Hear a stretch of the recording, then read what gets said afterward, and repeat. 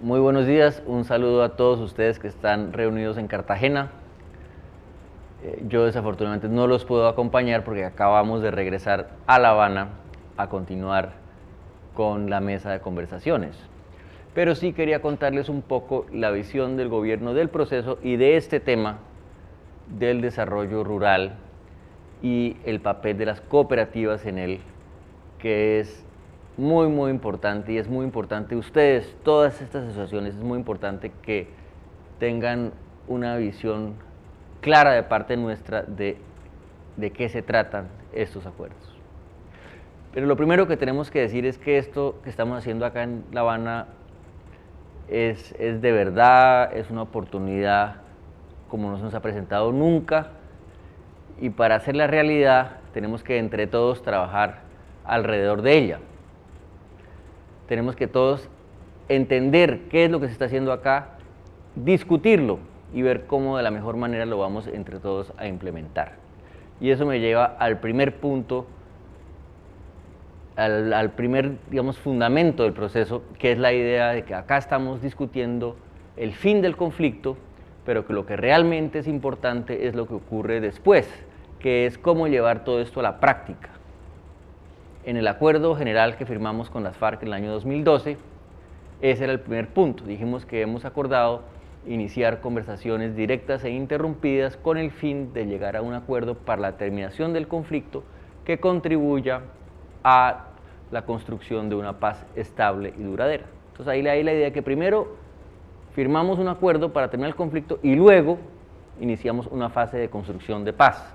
que uno diría que es una idea muy obvia. Paremos la guerra para poder dedicarnos a construir la paz. Y eso es lo que tenemos que pensar, en eso es que tenemos que enfocarnos, eso es lo que tenemos que visualizar. Y en ese sentido también uno puede decir que la firma de un acuerdo final no es el fin del proceso de paz, sino es una nueva etapa y casi que el comienzo de un verdadero proceso de construcción de paz en el territorio. Y eso me lleva al segundo punto, el segundo concepto fundamental, y es que el territorio es la esencia de lo que estamos haciendo acá. Todo lo que hacemos es para toda Colombia, lo que acordamos en el 2012 y lo que estamos desarrollando es para todo el país, es de alcance nacional, pero su expresión, su trabajo es territorial, es pensado desde las regiones y desde los territorios. La agenda que acordamos en el 2012, que es el desarrollo rural integral, la participación política, el fin del conflicto, es decir, los procesos, el cese al fuego definitivo, los procesos de dejación de armas, reincorporación a la vida civil, las garantías de seguridad, etcétera. Todo está pensado desde el punto de vista territorial. Igualmente, mucho de lo que hagamos, o la mayor parte de lo que hagamos probablemente en materia de derechos de las víctimas, también va a ser en los territorios. Y el punto que estamos discutiendo actualmente, que es el de drogas y cultivos, pues por supuesto que también. Entonces, alrededor de un territorio que se articulan todos estos acuerdos y se implementan.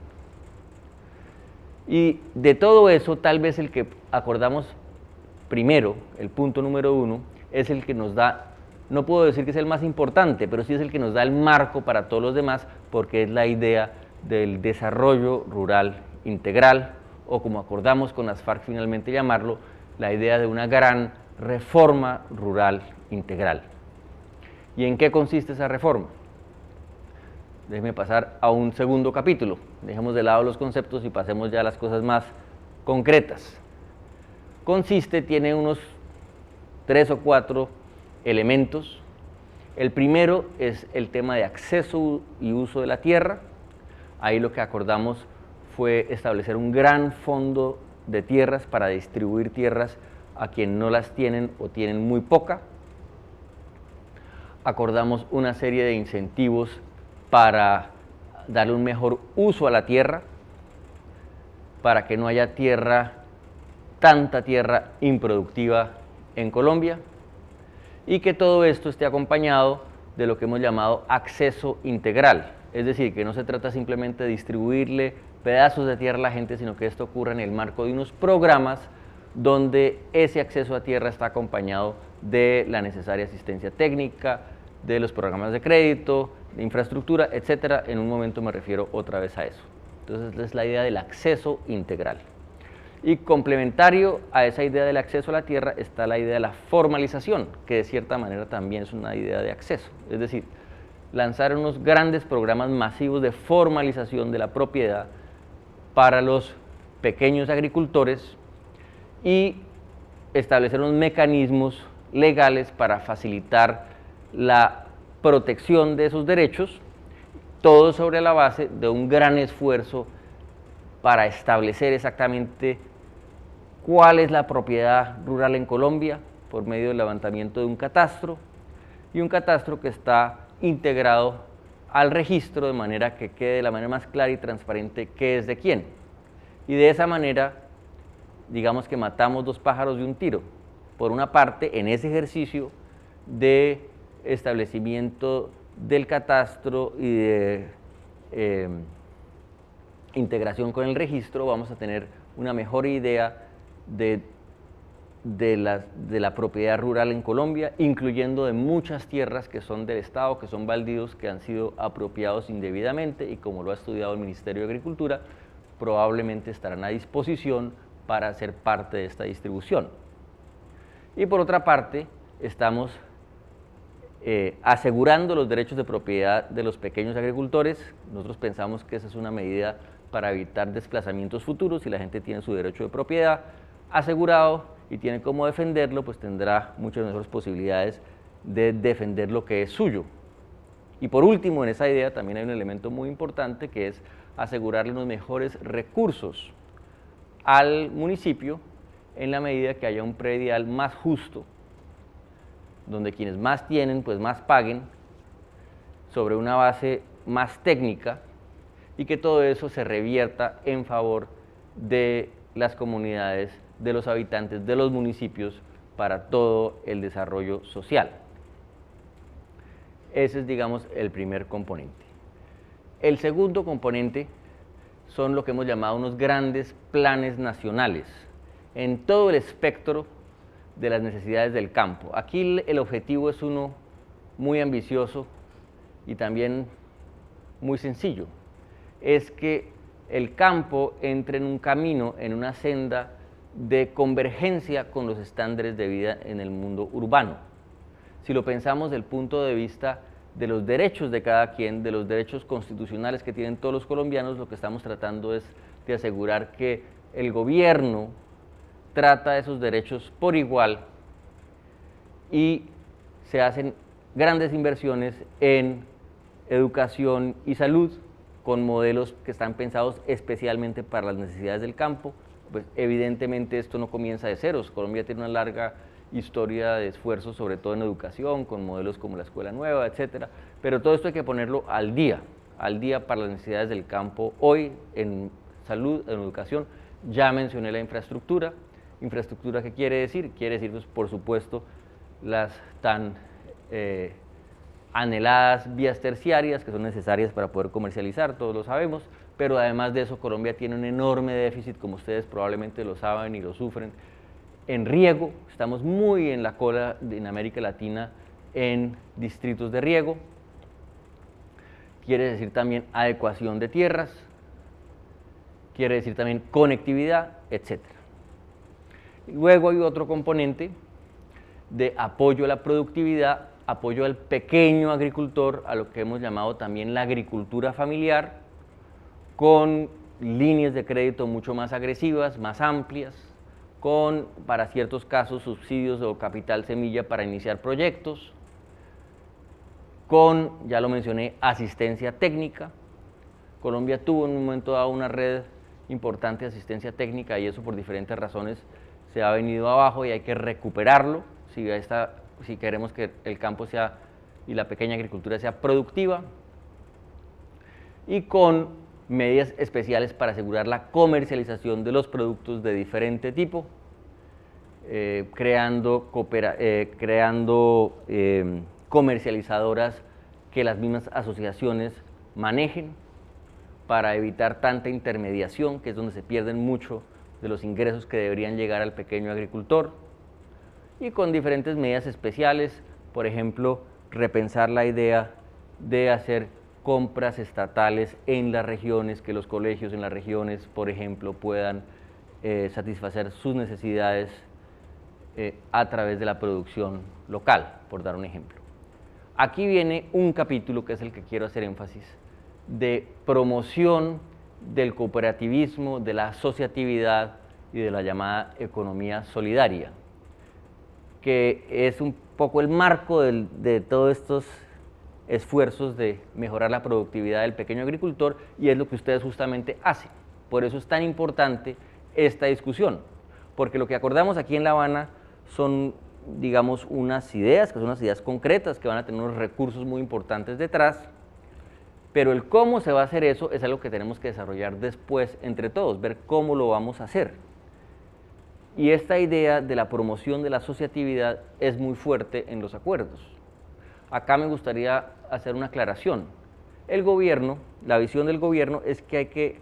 promover todo tipo de asociaciones. El gobierno no tiene una preferencia, eso lo decide la gente cómo se quiere asociar. Y lo digo porque la discusión ha estado un poco marcada por la discusión alrededor de las zonas de reserva campesina. Las zonas de reserva campesina, que están en la ley, como ustedes saben, 160 al 94, son una forma de asociación perfectamente válida, que el gobierno apoya si eso es lo que quieren los campesinos de una región.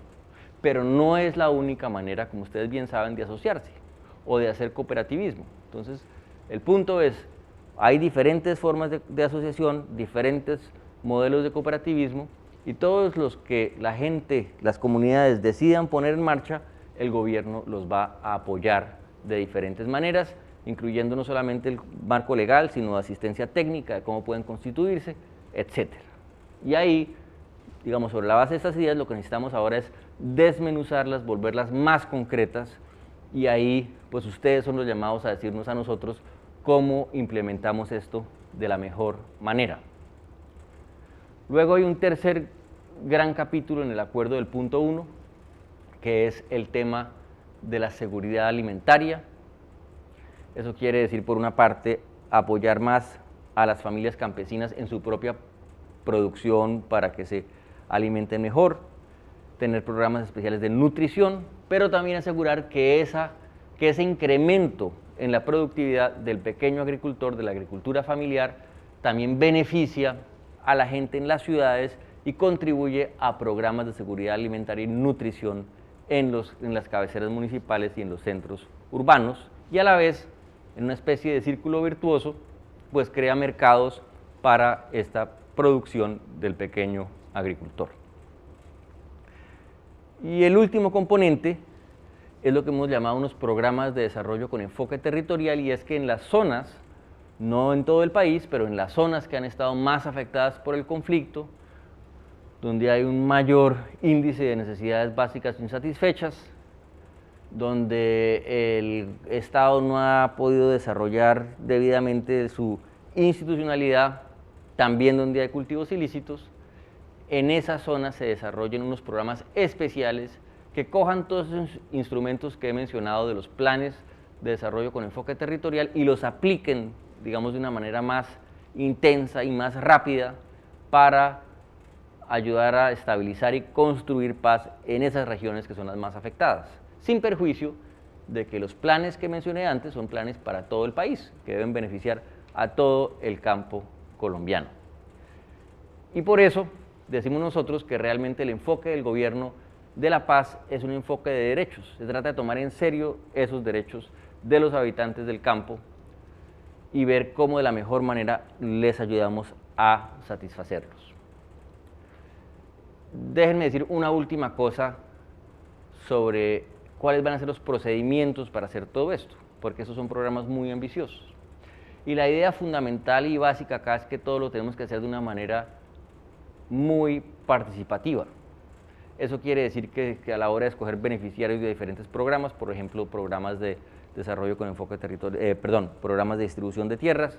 lo hagamos en consulta con las comunidades, que saben mejor quiénes son realmente los que están más necesitados. Eso quiere decir que a la hora de elaborar de manera mucho más precisa el catastro, también haya una mayor participación de la comunidad para establecer claramente linderos, etc. Y quiere decir que, al menos en el caso de estos programas de desarrollo con enfoque territorial, pongamos en marcha unos procesos de lo que se llama planeación participativa donde las comunidades, las asociaciones trabajan de la mano con unos programas nacionales, unos programas del gobierno y obviamente con sus autoridades departamentales y locales que tienen un papel muy importante que jugar en esto, pero el punto es que no se pueden quedar solas tratando de hacer estos programas tan ambiciosos. Tiene que ser el gobierno nacional el que trabaja con ellos y con las comunidades en unos procesos donde es la misma gente, las mismas asociaciones, los mismos campesinos, los que identifican cuáles son sus mayores necesidades, cuáles serían los proyectos que más los beneficiarían, trabajan en integrar esas ideas que puede tener una comunidad en un lugar A con las que tienen en otro lugar B, dentro del marco del nivel municipal, con las autoridades locales y con el apoyo de los programas del gobierno, y de esa manera surjan unos planes que sean unos planes que la gente sientan que son mucho más suyos y que responden verdaderamente a sus necesidades, que no son planes hechos en una oficina en Bogotá, sino planes hechos por la gente en sus territorios. Y nosotros creemos que esos procedimientos no solamente nos van a llevar a un mejor uso de recursos, ahí también hay un espacio muy importante para el cooperativismo, porque podemos, si bien ya hay ejemplos que ustedes deben conocer mucho mejor, podemos dar un salto en el tipo de responsabilidades que pueden asumir las cooperativas. Entonces, si vamos a hacer, por ejemplo, en ciertas regiones, un pequeño plan o ojalá un gran plan de construcción de vías terciarias,